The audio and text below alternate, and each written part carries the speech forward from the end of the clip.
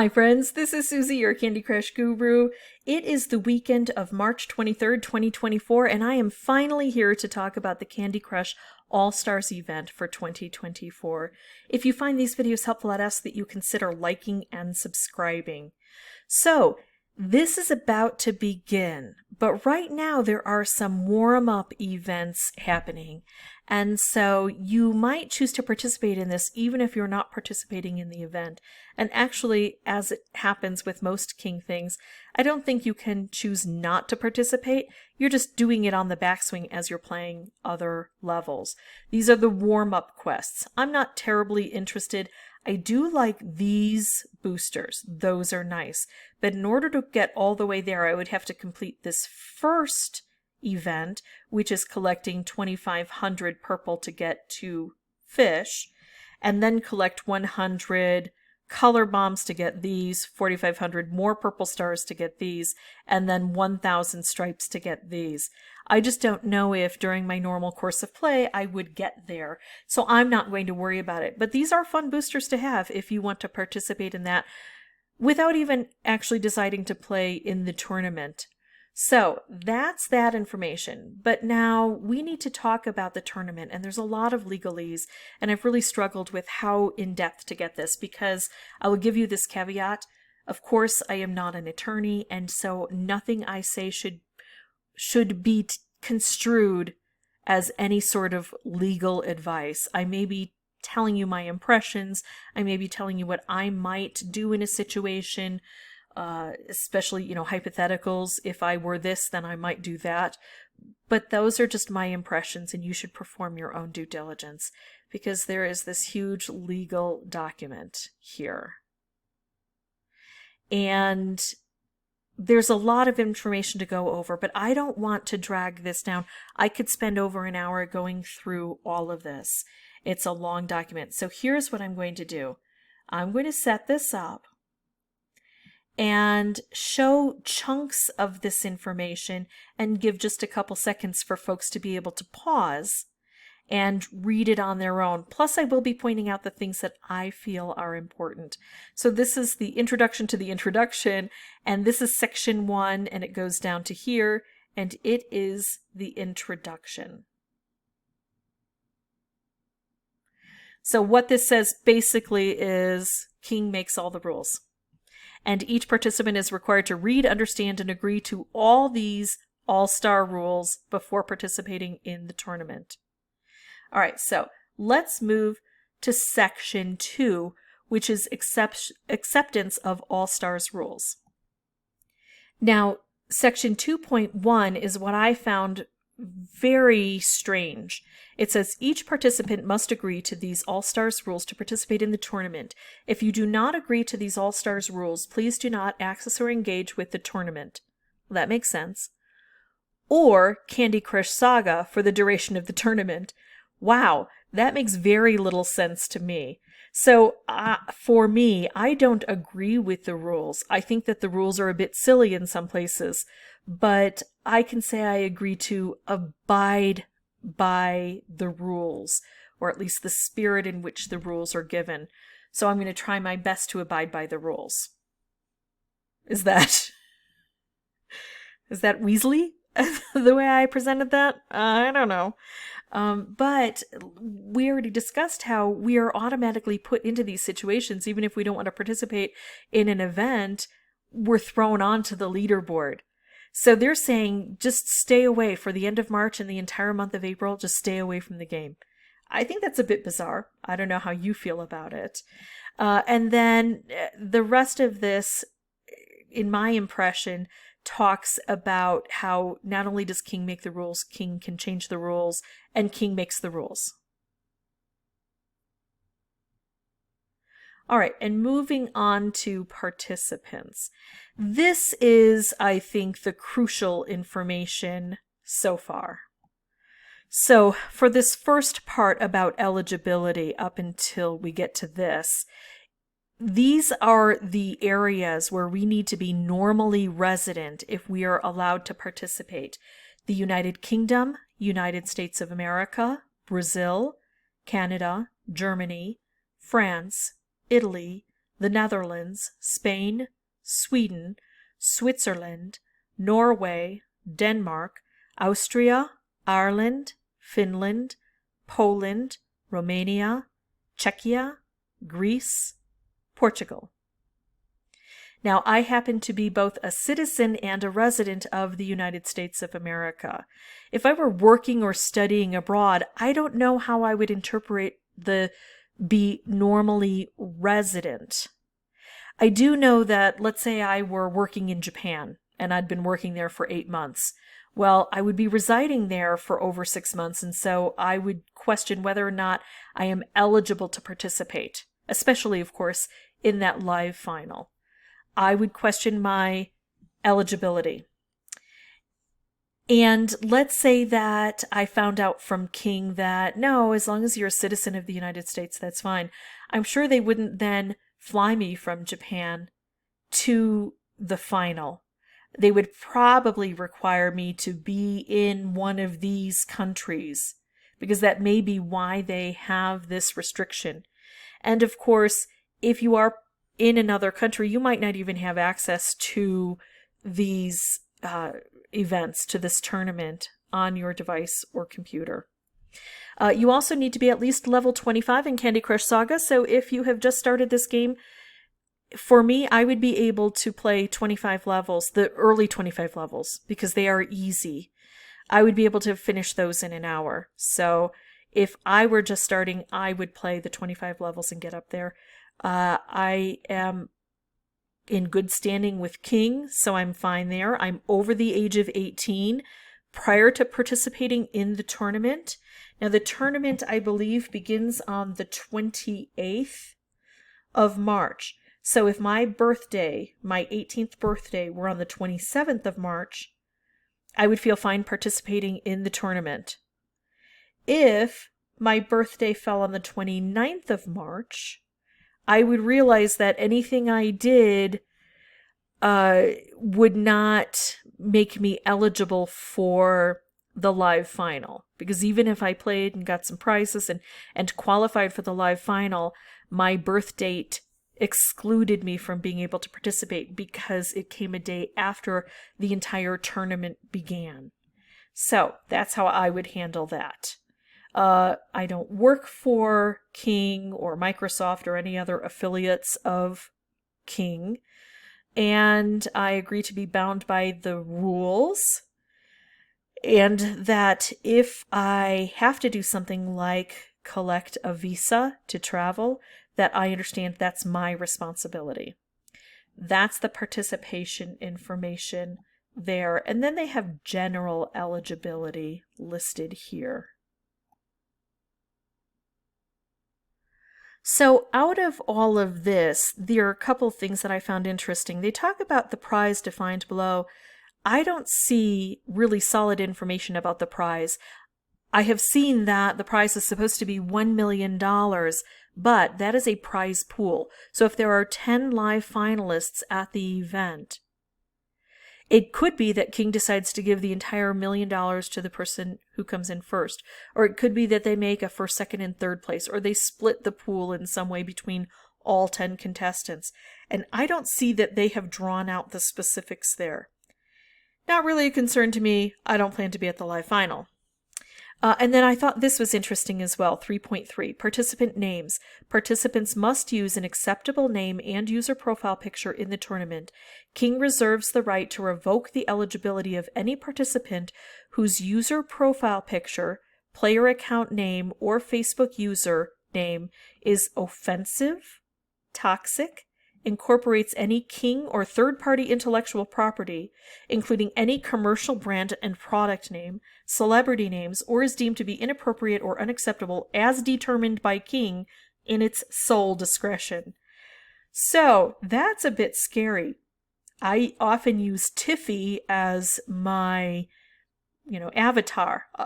I think, since that's King's intellectual property, I should make sure that I don't have that as my avatar or my Facebook picture or whatever, because I might be out of compliance. And then as far as, offensive, toxic, it's King's sole discretion. So I think I have to be as non-confrontational as possible in what I choose. I don't know how to do that in today's society. It's hard to navigate sometimes, but I think I'll pay particular attention to this. All right, let's move on to the tournament requirements.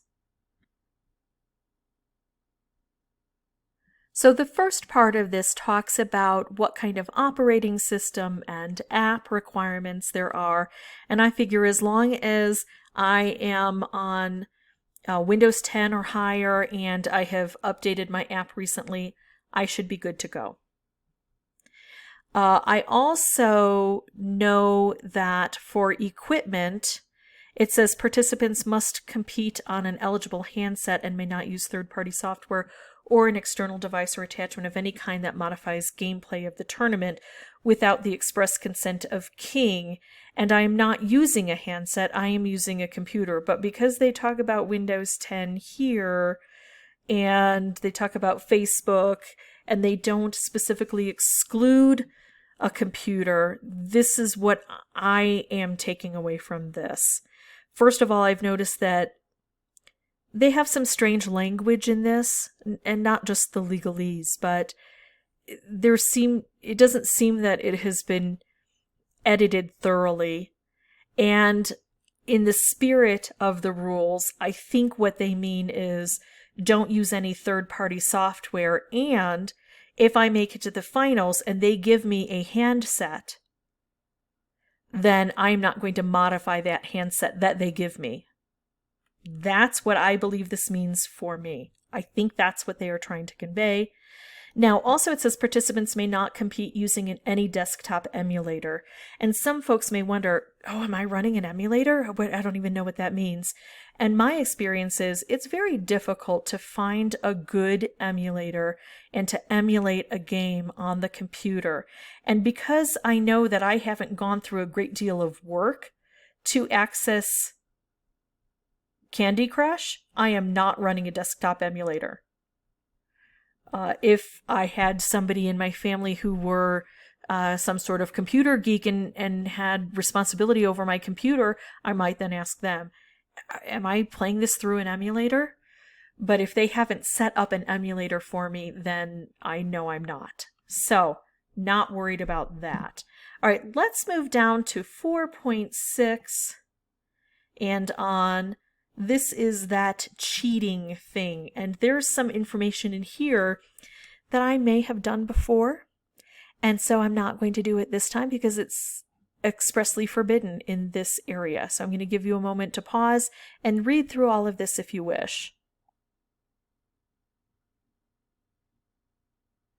Okay, so cheating. King strives to provide a fun and fair gaming experience for all. While King cannot undertake an obligation or duty to eliminate cheating entirely from the tournament, King maintains a zero-tolerance policy against cheating.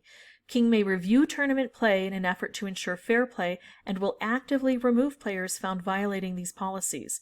King reserves the right to exclude any participant that it reasonably suspects of cheating, whether by a breach of the above equipment rules or any other method. For avoidance of doubt, cheating includes, without limitation, 4.6.1, using or taking advantage of any exploit or vulnerability in Candy Crush Saga which is not expressly authorized by us, or would reasonably be considered to not have been intended by us, in each case whether accomplished using hardware, software, a combination thereof, or otherwise. So regarding this is the one I have the most trouble with, because sometimes there are exploits in a game. There are hacks, and that uses some illicit means to try to get into the software that's created and change it. Or third-party cheats, that's where somebody else has hacked and you're accessing their cheats.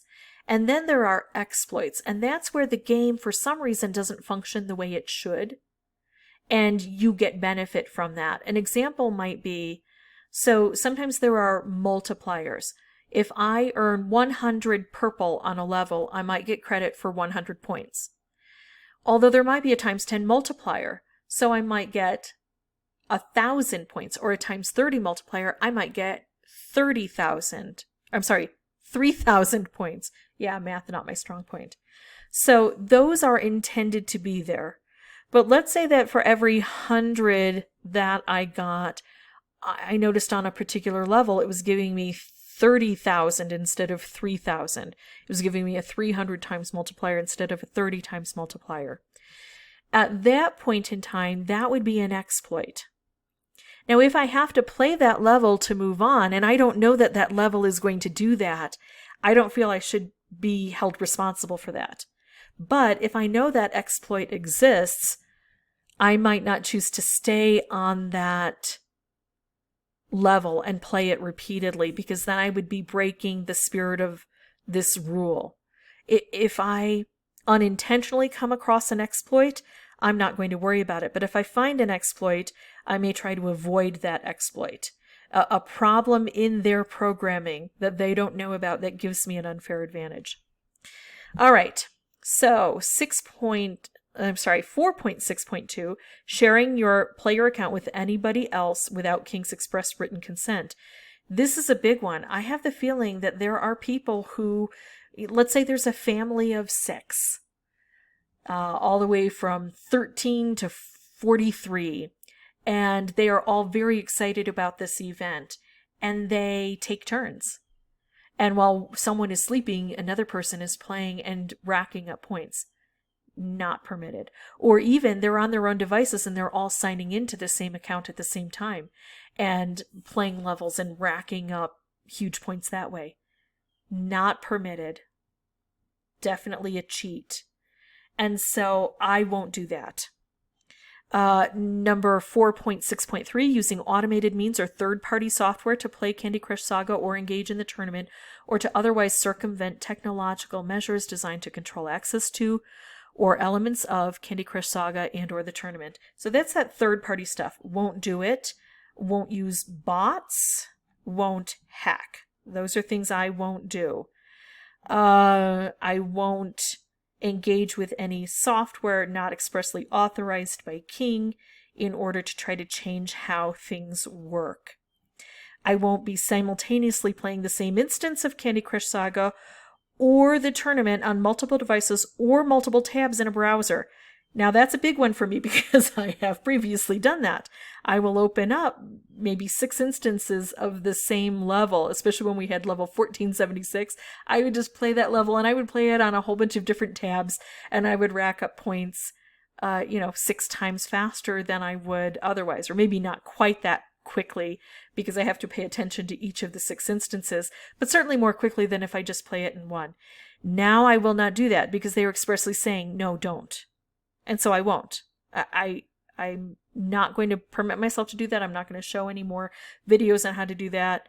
I'm done with that. For this event, not going to do it. And then 4.6.8, taking any action or engaging with the tournament in a manner that would be reasonably considered against the spirit of fair play. So let's go over 4.7 together. Costs. Participants do not have to pay to enter the tournament. No in-game purchases are required or necessary to take part in the tournament. However, if they choose, participants may opt to purchase in-game items or watch in-game advertisements we offer in order to receive in-game benefits. So, here's the deal with that. Most of you know that I have never spent any money on a King game. I figure they make millions of dollars per day just on this one game. I do not make millions of dollars per day, therefore I need my money more than they do. So I will not. But I do have a lot of in-game boosters saved up through different opportunities. Also, I tend to play on my computer, so I don't get in-game advertisements. And some folks who play on their phone complain that they used to get them and now they don't. That's why King says we offer. Sometimes they offer them and sometimes they don't. And that kind of makes sense to me. Let's say they've got a client who wants an ad shown 1 million times. And so they allow people the opportunity up until they've hit that 1 millionth time. And then the client is no longer a client. That contract is ended. They have to try to get that client to renew and they have to get other contracts. And if they don't have ads to show, they're not going to give you boosters if they're not getting paid for ads. So I understand that. But I think what this is saying is we all have different advantages and different challenges. And that's just how it is. That is, and we can pay money if we want to. I wouldn't. I think that this is a good marketing scheme, tournaments like this, because it makes people excited and they're more likely to spend money. Not me. Great marketing scheme, does not work on me. Let's see. It says all in-game purchases are subject to... Oh, this is a typo that I found, I think. All in-game purchases are subject to and the relevant platform's purchase terms. I think it's subject to, King's rules and the relevant platform's purchase terms, such as Google Play Store or Apple App Store. If this isn't a typo, then I'm just reading it wrong. You can correct me, but I think that's a typo. Participants are responsible for any phone or internet charges they may incur in entering the tournament. If you are unsure about these charges, you should contact your phone or internet operator before entering. So yeah, if you complain that, you have Wi-Fi and your Wi-Fi went out when you were playing the tournament and you didn't realize that your device had shifted over to data that you're paying for, that's your fault. That's not King. I kind of agree with King on that one. All right, let's move on to section 5, and this is the weird one, the tournament format, points, and structure. I'm going to give everybody a couple of seconds to pause to read through, let's say, section 5.4 if you need to. So the first thing I notice here is that there's no 3. Why is there no 3? They're talking about all of the different stages of the event, and there's no 3 here. Drives me crazy. And I think that they have obfuscated all of the information that they used to give us fairly straightforward. Although sometimes they would bounce around. They would give you a bit of information here, a bit of information there. Now they're just all over the place. And so I had to create my own guide. And when we get to the information about when the game is being played, I'll share that with you.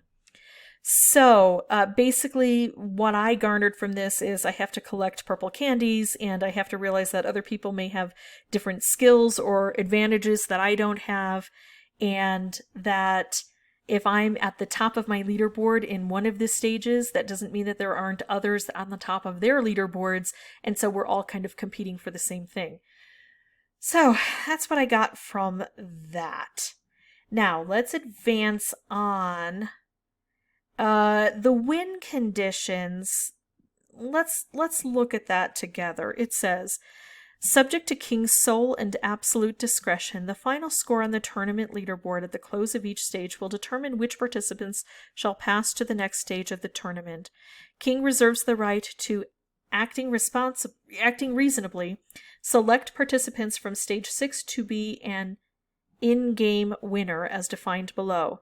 In each case, for reasons such as, but not limited to, if participants are unavailable to participate in the tournament and or the live final. More participants are needed to take part in the live final, for example, if we disqualify participants due to breach of these All-Stars rules, or a participant does not meet the criteria as outlined in the sections listed. So, what that's telling me is King gets to decide who goes where. Now, if I were wanting to get to the live final, I might record myself playing, record my final that shows that I'm on the top of the leaderboard, or at least take a screenshot of that for proof. Because if I'm not able to participate in the next round, I may want to bring that to King's attention immediately and find out why. Will they change for me? No, at their sole discretion, they can do whatever they want. They can change things. But I think this is also saying, let's say I get to the very last event prior to the live final, and I end up in the 3rd spot. And I go, oh, well, I tried really hard and I did a great job, and somebody else got there. Somebody else got the 1st spot and even the 2nd spot. 1st and 2nd person might be disqualified. I might still be in the running if they're disqualified. I'm not going to bank on that, but it's a possibility. All right, and then The rest of this stuff is talking about the qualifiers and the different events. There's qualifiers, first knockouts, second chance, another second chance. Well, it's actually part of the same second chance. Stage 3 is the second knockouts, another second chance. Then we go to stage 4, the final knockouts, round 1, round 2, and round 3. They've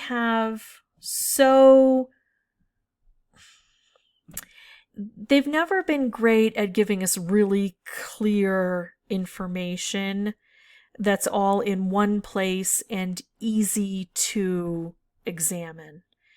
But this time in particular, they have made it almost impossible. So what I had to do is extricate the information in these little bits and groups and put it into a format that I found more easily understood. And I'm going to share that with you. This is my own invention. It may have typos. I went over it, but numbers are not my thing. And I was so frustrated. If I were doing the final, I might take all of this information and put it into a format that I felt comfortable with. Also, during the event, the different rounds themselves should tell you how much time you have left. So let me go ahead and share what I have for you. I'm going to pause and bring that up. Actually, let's do this. Let's go through all of 5 first. I'm going to give you a couple of seconds to look at this.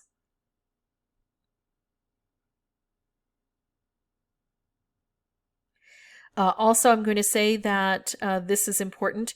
Requirements. In-game winners as defined below will be required to sign non-disclosure agreements, publicity releases, and other related documentation. Together, the NDAs before taking part in the live final. NDAs will be provided to these in-game winners at a later date. So that's if you get to the finals. I'm not going to worry about it. It doesn't apply to me, I believe, because I'm not planning on participating in the finals. And then the tiebreaker. In the event of tied scores at any stage, the winner will be the first participant to have submitted that score to King. So there could be ties. All right, so let me bring up the information that I have and we'll see if it looks a little bit better than what they have here. So I tried to use the Candy Crush color theme and it all just looks like bubblegum to me right now. So I have my Candy Crush Saga All-Stars event 2024 and all of the times that I have listed are in Eastern Daylight Time. That's how King has established the time frame. So this starts on March 28th and it goes through to April 28th. And it starts with one of 2 qualifiers. You only have to make it into one of the qualifiers. So if you participate in qualifier 1 and you make it in, you're in, and you don't have to participate in qualifier 2. If you don't or can't participate in this, or you don't make it to the top, you can use this qualifier, I believe. I don't think anything you do here would disqualify you from doing this qualifier. Who knows? And in each of these, you need to make it into one of the top 5 spots. Also in each of them, they start at 9 a.m. Eastern Daylight Time and end at 3 a.m. And they span several days. So I have it listed here. This lighter yellow starts on the 28th, continues through the 29th, 30th, 31st, and the 1st. And ends at 3 a.m. And then this one starts right away at 9 a.m. on this date and goes through here. Now, in these early stages, my strategy has always been to delay and not jump in right away, taking the risks that I know are inherent, because maybe King will say, nope, we've got enough people in this qualifier, we're not going to allow any more. But if it were me and I knew that this was going to end on April 1st at 3 a.m., I might wait, which is 1 a.m.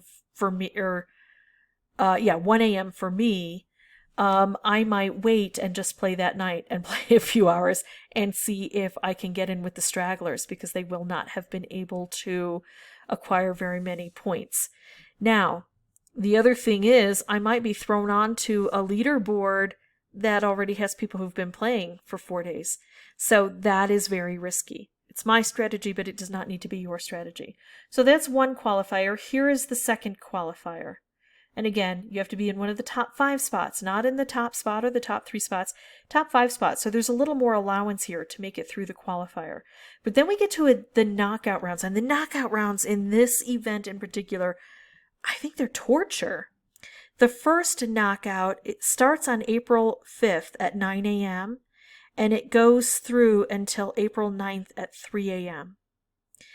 And you get to be in one of the top 5 spots in this as well. But a lot of people who made it into the qualifiers are going to be knocked out. They have a chance to get back in, though. There's a second chance here. And it's listed as second chance 1 round 1 and second chance 1 round 2. But you have to participate in both of these, and that's why I tied them together. And it lasts over a series of 4 days. So for the first part of this, it goes from April 9th at 9 a.m. Through April 10th at 9 a.m. And you need to make it into one of the top 3 spots. And if you do that, then you get to participate in the second chance 1 round 2. And that starts on April 11th at 3 a.m. and goes through to April 12th at 3 a.m.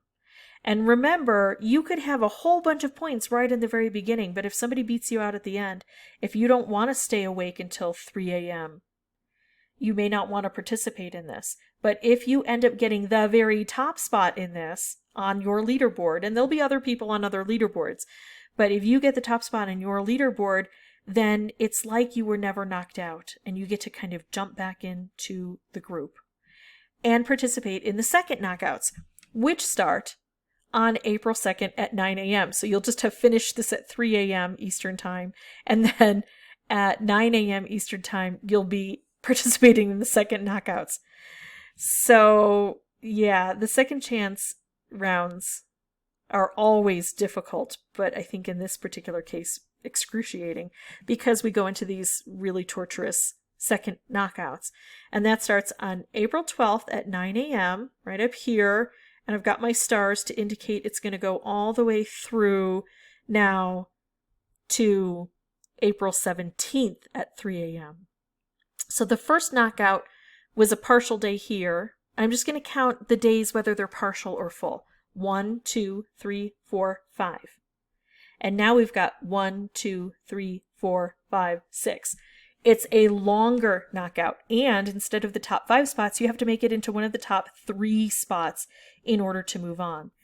If you do not make it, you get a second chance again.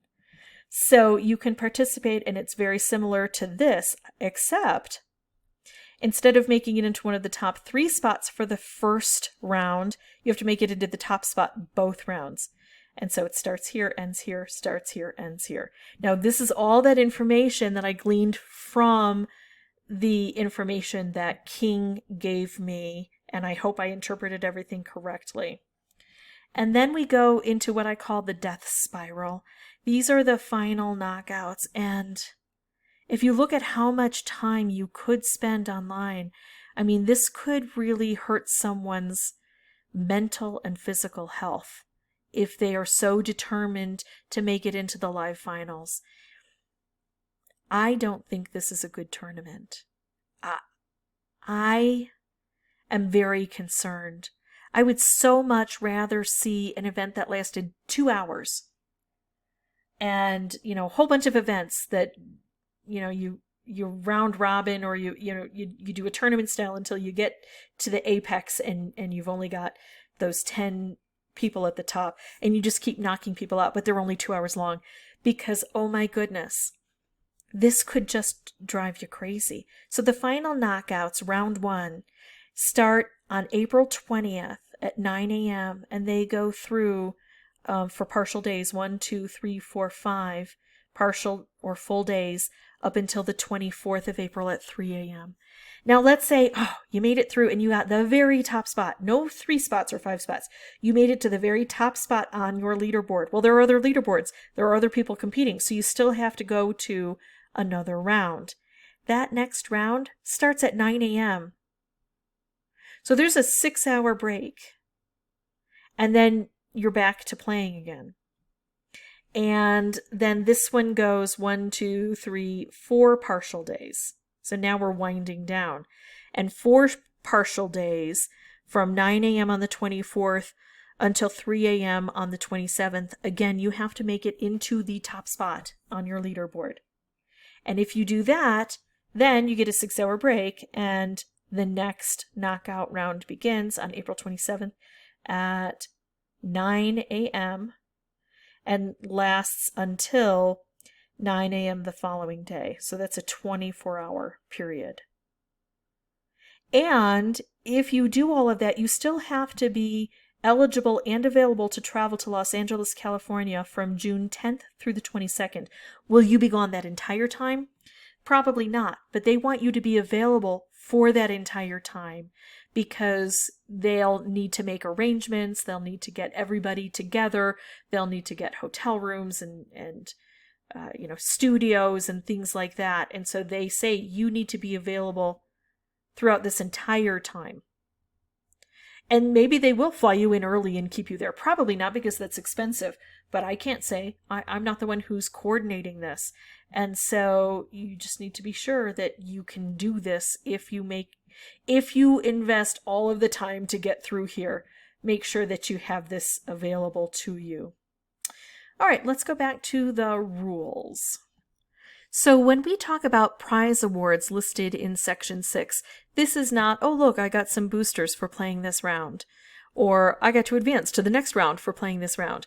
These are the hardcore, I have made it into the finals and this is what's required. And it's going to tell you that King has sole discretion, right? We know that. It also says that each in-game winner will receive an invite for them and a +1, a guest, to participate in the live final, collectively referred to as the prizes. It also says that other than the prizes, King may at its sole discretion award in-game prizes such as boosters and on-game gold bars. Again, I think it's in-game. I think this is replete with problems. To participants at its sole discretion. And then any in-game winner of the tournament agrees that they will be required to complete an in-game contact form providing contact details for themselves and any guest, answer supplementary questions in relation to the live final, and confirm they are eligible to take part in the live final in accordance with the eligibility criteria. In-game winners have, from the start of the final knockouts, round 1, to complete the in-game contact form. So if you make it into those final, the spiral of death knockout rounds that I talked about, that's when you have to be prepared to start signing things and giving permissions to King. I don't feel comfortable giving permissions to King to use my name and my likeness and things like that, so I don't plan to participate. You also have to represent that you and your guest hold current and valid identity documents with at least 6 months validity as of June 1st, 2024. So I remember last year it said that I needed my identity documents with 6 months validity. I've never held a passport. And by the time that I found out that the event was happening in London, I wouldn't have had 6 months of holding that passport. So even if I had wanted to participate, I wasn't going to be eligible. So you have to abide by all of this information. And that you can travel internationally, and that you are in compliance with any visa and vaccination requirements. Also, that the winners, the live event winners, will participate in on-camera or other publicity activities during the month of June 2024 and or otherwise as reasonably requested by king, and shall procure their guests' consent to do the same. So don't bring your camera shy grandma. Also that you have a bank account in the country in which you normally reside if you're going to participate in this, and only one award of prizes shall be provided, and the prizes are non-transferable, not exchangeable for any other prize. And if you are unable to claim the prize for any reason, king is entitled to select another in-game winner at its sole discretion. I'm going to leave you a few seconds to take a look at this, pause it so you can look at it more carefully. And on to the next portion of this, still about prizes. We'll go to here.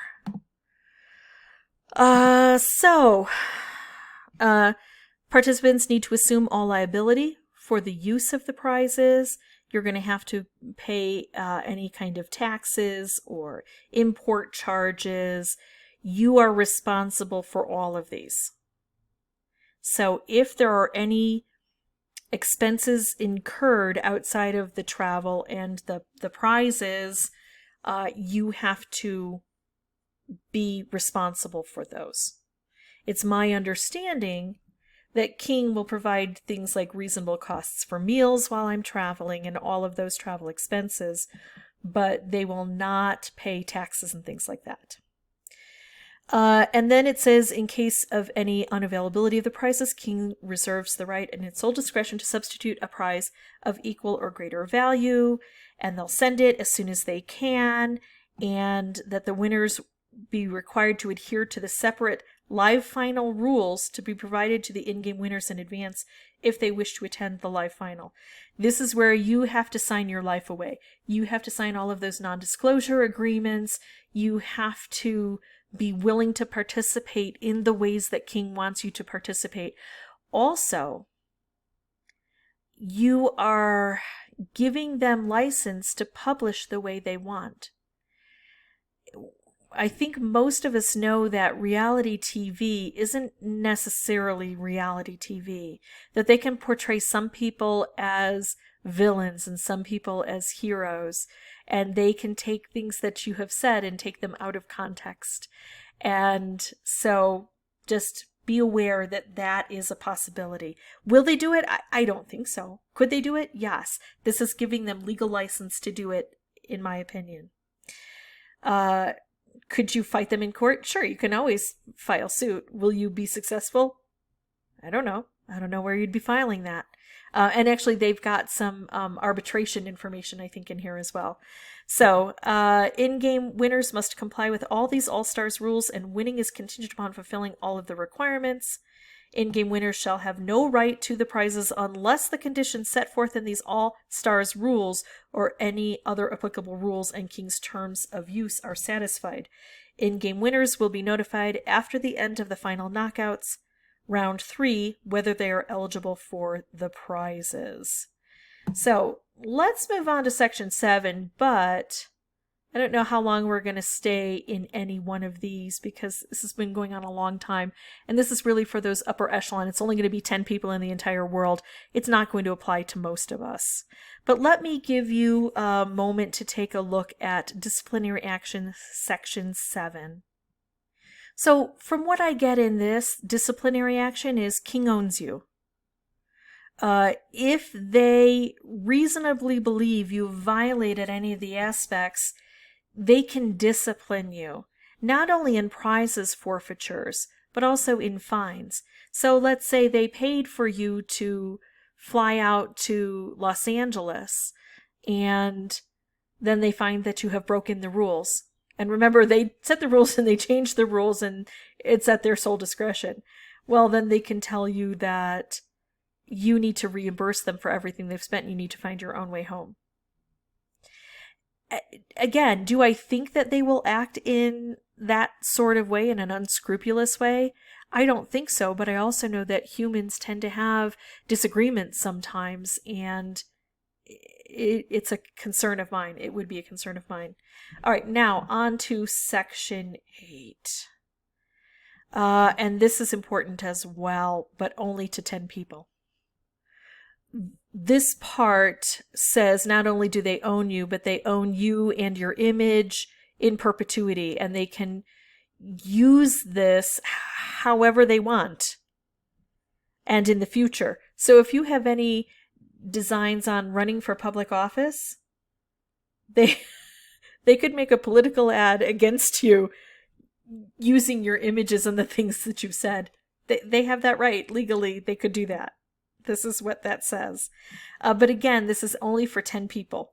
So if you are one of the 10 people, I would consult with an attorney, and I would make sure that you understand absolutely everything you are getting into, and make sure that you know that you can change contracts and make addendums to contracts. And if it's signed by both parties with those changes, then those changes become part of the contract. So if there's anything you're not comfortable with, it needs to be removed or edited prior to signing it. Now, King could say, nope, this is boilerplate. We're keeping it this way. If you don't want to do it, we'll find someone else. And then, that's your prerogative to either abide by their demands or to allow them to give the space to someone else. I'll give you a couple seconds here to pause and read this through.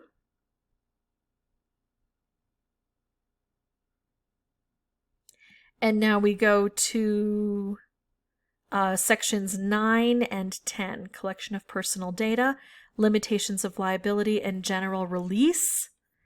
And again, this is more stuff saying how they are in control of everything.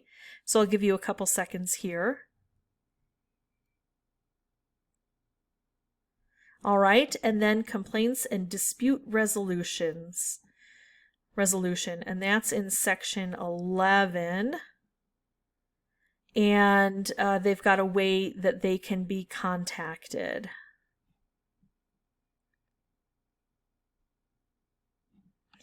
And then let's go to section 12, and this is just in case there are disputes. This is binding arbitration and class action waiver. And this is for those 10 people. Read this section carefully. It may significantly affect your legal rights, including waiving your rights to file a lawsuit in court or to pursue claims in a class or representative capacity. Especially, let's say, if you are, in London and you're coming over to LA. Your arbitration, if you file suit, I think you have to file suit in LA. So, but this talks about arbitration. I'll let you read through to section 12.3 after you pause. And then let's advance to section 12.4. These are long and arduous right here. Oops, hello. And then section 12.5 and 12.6.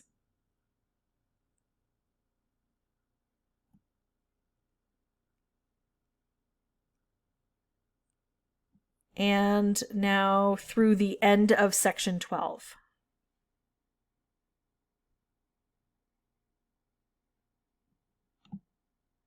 Okay, and more legalese.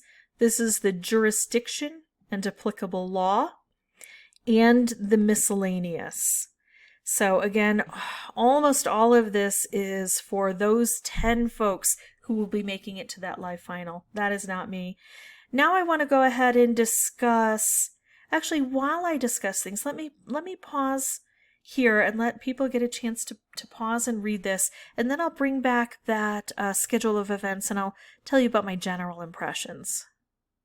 So many of you know that I have a love-hate relationship with King, and I've already divulged here that I don't really like this tournament.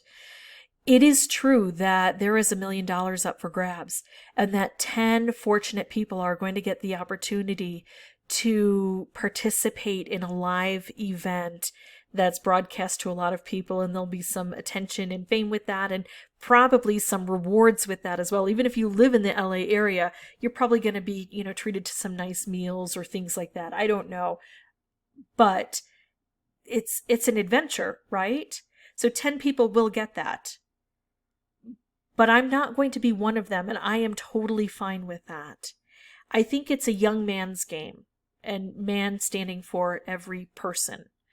So I don't have the stamina. I mean, I was never an Olympic skater, right? I can't skate without falling on my head.